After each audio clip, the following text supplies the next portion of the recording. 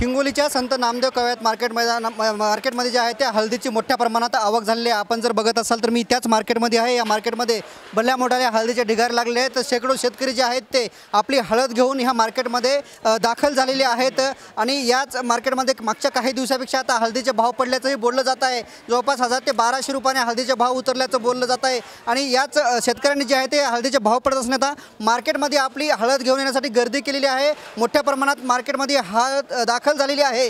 जे बांगलादेशमध्ये म्हणजे अराजकता माजले त्याचाच फटका जो आहे तो बसल्याचं बोललं जात आहे। नेमकं बांगलादेशचा फटका खरंच बसला का? थोडाफार बांगलादेशचा फटका जवळपास 500 ते 1000 रुपयाचा पडलेला आहे। कारण बांगलादेशमध्ये अराजकता झाल्यामुळे तिकडं व्यापार जे माल जात होता आमचा ते माल जाणं बंद झालेलं आहे। त्याच्यामुळं व्यापार तिथला ठप झालेला आहे आणि पुन्हा इंडियामध्ये डोमेस्टिक डिमांड कमी असल्यामुळे पूर्ण व्यापार एक्सपोर्टवर डिपेंड होता, जेणेकरून बांगलादेशमध्ये जवळपास 40 ते 50% माल आमचा बांगलादेश थ्रू एक्सपोर्टमध्ये जात होता। आता हे असं किती दिवस चालणार आहे आणि पुढचे किती दिवस असं? नाही, जोपर्यंत आता व्यापारी कसं आहे, सध्या एक गाडीची किंमत व्हायली जवळपास 50 लाख रुपये एक गाडीची किंमत। तिकडे अराजकता झाली, थोडं व्यापारामध्ये भीती निर्माण झालेली आहे, म्हणून त्याच्यामुळे बाजार पॅनिक झालेला आहे। तर तिथं जोपर्यंत स्थिर गव्हर्नमेंट होत नाही, आमचे व्यापार पहिले जे झालेले आहेत तिकडले पैसे येत नाही, तोपर्यंत कोणी व्यापारी तिकडं माल भरायला इंटरेस्टेड नाही आहे। असंही बोललं जातात की काही व्यापाऱ्यांचे पैसे अडकलेत। खरंच व्यापाऱ्यांचे पैसे अडकले तर मग अडकलं तर व्यापाऱ्यांचे किती पैसे अडकले? नाही, ते सांगता येत नाही, कारण काय कोणता व्यापारी म्हणजे कोणत्या पैमान्यावर व्यापार करते, तिकडं त्याचं व्हॉल्यूम काय, किती गाड्या भरलेल्या आहेत, एखादा कोणाच्या कॉर्पोरेटर्सच्या थ्रू भरलेले असेल तसं सांगता येत नाही। ते सर्व सस्पेन्स राहते। व्यापाऱ्याचे पैसे ते अडकल्याच्या ते काय कळत नसते त्याच्यात। हां, याचाच फटका जे आहे ते हळदीच्या भावावरती झाल्याचं बोललं जात आहे। एकूण पहिली काय भाव जात होती आणि बांगलादेशच्या परिस्थितीनंतर हळदीचा भाव काय आहे? जेव्हा समजा एक 15-20 दिवसाखाली हळदीचे भाव 15,500 ते 16,000 रुपये होते, जे आज भाव 14,000, 14,500, 14,500-700 रुपये झालेले आहेत। ही अशीच परिस्थिती जर राहिली तर पुढे काय होणार? बाजार आणखीन थंडी होतील याच्यासमोर बी, ही जर परिस्थिती राहिली ते। आणि विशेष म्हणजे आता हे पाऊस, या पावसामुळं डंकचे जे पर्सेंटेज आहे याच्यामध्ये जास्त प्रमाणात वाढ होणार आहे। किडा लागलेला आहे, किडा। मग जे भावावर परिणाम झाला ते डंकीचा परिणाम आहे की मग बांगलादेशमध्ये परिस्थिती निर्माण झाली त्याचा आहे? तसं नाही, ते हे जे भावावर परिणाम झालेलं आहे, इंटरनॅशनल मार्केटमध्ये जे माल जाण्याची जे व्हॉल्यूम होता ते कमी झाल्यामुळं भावाचा परिणाम त्याच्यावर झालेला आहे। पुन्हा आता याच्यानंतर पुढे ऑगस्ट, सप्टेंबर, ऑक्टोबरमध्ये मालाला किडा लागते।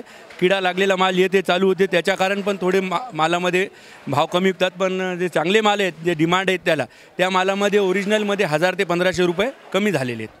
महाराष्ट्रामध्ये सांगली जिल्ह्यानंतर हिंगोली जिल्हा हळद उत्पादक जिल्हा म्हणून ओळखला जातो। मग आता बांगलादेशच्या परिस्थिती निर्माण झाली, त्यामुळे हिंगोली जिल्ह्यातल्या हळद उत्पादक शेतकऱ्याची स्थिती काय आहे?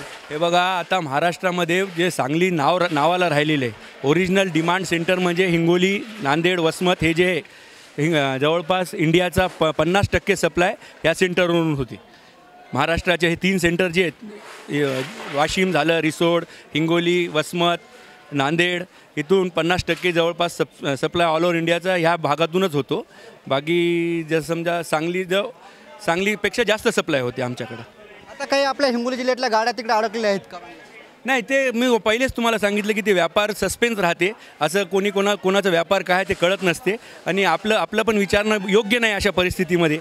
हां, किती दिवस परिस्थिती राहील असं वाटते तुम्हाला? नाही, जोपर्यंत तिथं आता समजा एकदा समजा सुरुवात व्यवस्थित झाली व्यापाराची, तिथली गव्हर्नमेंट काय सांगते, त्याची पॉलिसी काय राहते, पहिल्यासारखी राहते की अलग राहते, त्याच्यानंतर व्यापार त्याच्यावर अवलंबून राहील।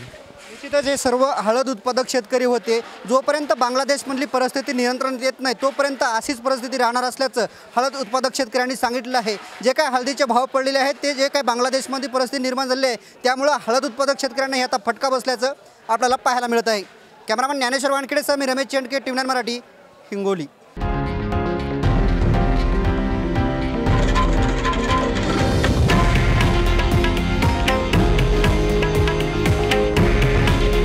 हे आहे देशातील नंबर 1 न्यूज नेटवर्क आणि आपण पाहत आहात TV9 मराठी।